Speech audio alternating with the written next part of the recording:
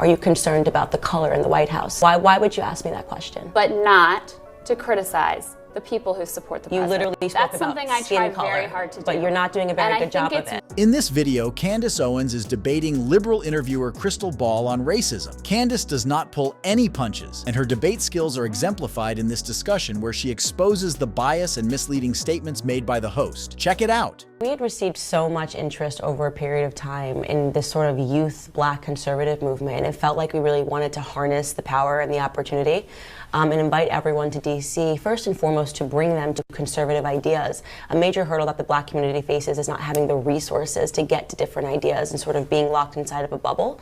And having them listen to speakers that they perhaps haven't heard before, Dr. Ben Carson, Larry Elder, people who are routinely mocked in our community. So this is the first ever opportunity to do that in DC. And we're really excited that it's happening this weekend. In the past, the conversation was almost so intellectual that it was hard for people to digest and process and to understand. And because the left had won the culture war, it was easy for them to mock them, you know, to see a skit where perhaps Dr. Ben Carson or Dr. Condoleezza Rice are being mocked.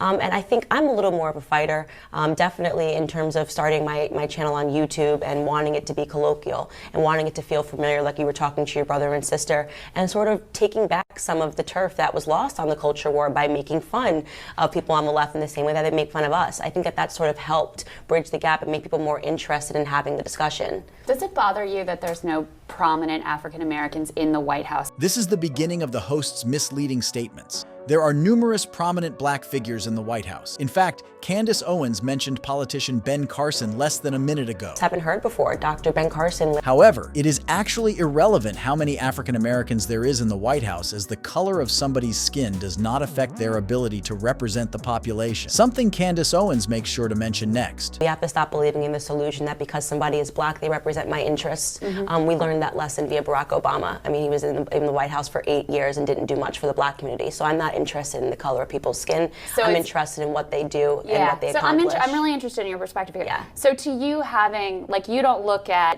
you know, it is an administration that has more white men than past administrations have had. Yeah, but that doesn't bother you. You don't think that diversity is important? No, not at all. I think that we have to stop believing that diversity is the color of people's skin, because if you have, like, the Black Caucus, for example, which didn't stand up and applaud when Trump announced that we had the lowest ever unemployment in the Black community, that's concerning to me. So a big part of the conversation that we open is in making people understand that that's an illusion that the left has sold. But Candace, I do want to ask you about news of the day. Obviously, we have all these explosive devices that have been sent to prominent critics of this administration. Right. And in a tweet, you originally said you thought there was zero chance conservatives sent bombs. I think you took that tweet down. Yeah. But you later added, it isn't conservatives that are chasing people down in offices and restaurants. It isn't conservatives that have weaponized sexual assault as a means to political gain. I stand by my opinion that when it comes to political violence, the left is the likely culprit. That's correct. So we've seen that. So you think that it was the left or Democrats who sent these pipe bombs? I think we're all entitled to have an opinion. We don't have any facts surrounding this, and Twitter is a venue where you're allowed to express your opinions and beliefs. And but just certainly, to be clear, so that's not based on any facts. That's just your Of course, it couldn't possibly be based on facts. We don't have any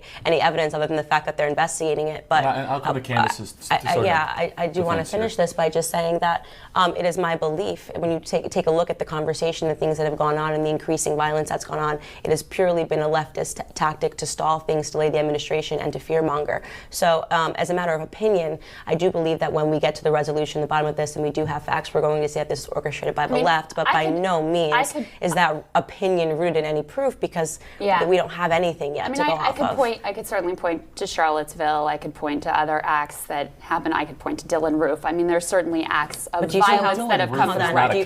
But do you see how far back you have to go to do that? Charlottesville? Yeah, that's literally starting at the beginning of his administration. Look at all of the things that have gone on. I don't want to have this debate. Kristal says she doesn't want to have a debate over this, and is surprised when Owens and Kirk push back. It could be that she didn't expect her guests to fight back as hard as they did. From here, Candace does not hold back and tensions heat up. Check it out. And I am very much entitled to my opinion, and Twitter is my platform. Candace, I have one more. Just one more here, because I wanted to get to know you before you came on. And I'm really interested in your perspective, because I think you're a fascinating person. Thank you. There was another tweet that said, The Democratic Party is comprised of racist white liberals. That is correct.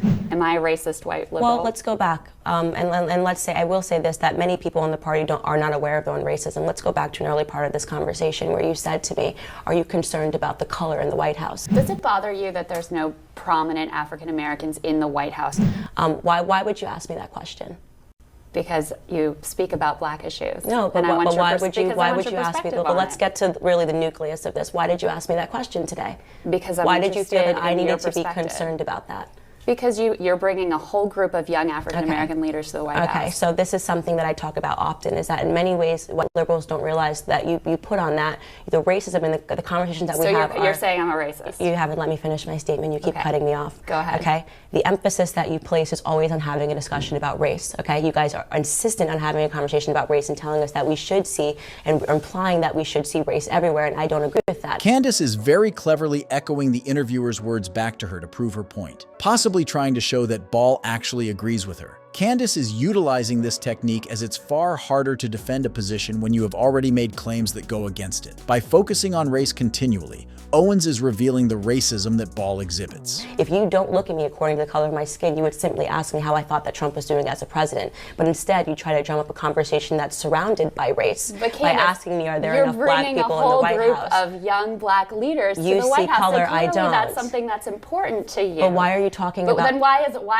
make it that you're going to bring young black leaders to the White House? I mean, this is sort of absurd. Because the media, as in the whole. This is absurd. You're bringing this group to the White House. It's not absurd. I'm making perfect sense. You're just not following the logic. I just want to be clear. Yeah. I just want to be clear. I'm trying to be extremely clear with you. I know. Bringing the black conservatives to the White House. But you view me as a racist white I think liberal. that you're not. First off, you put those words in my mouth and you keep saying it. So I'm not. I said that the Democrat Party is comprised of racist white liberals.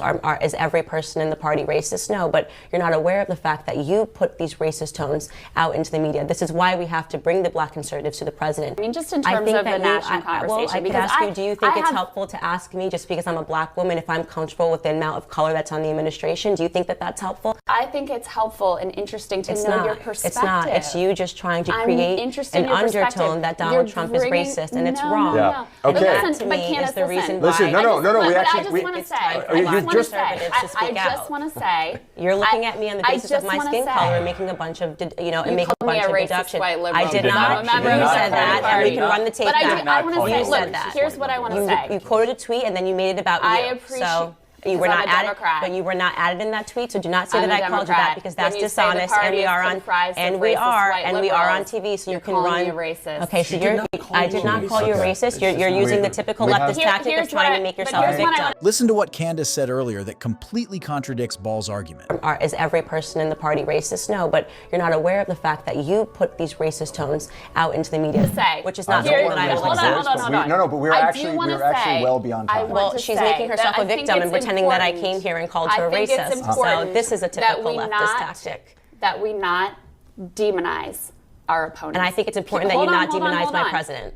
And one thing that I try very hard to do is to criticize the policies and criticize people who are in positions of power. And I'm not sure how you were doing that by pointing out the color in the administration. But not to criticize the people who support the president. You literally spoke That's about something I skin try color, very hard to do. but you're not doing a very good job of it. And I think it's really important. I think it's really important that you be aware that just because I'm a black woman, you don't need to ask me a question as basic enough as saying how much color is in the administration. Do you think it's a problem to demonize our fellow Americans? I think what's problematic is that you are creating a simulation that is dishonest, that is accusing our president of being racist based off of the color of the people that are in the. That's exactly what you asked me a question. That's what you implied. Okay, I actually really appreciate you two coming in very much, and I look forward to getting to ask you some questions of my own at some point later on. Thanks so much for watching this debate on the Pandreo channel.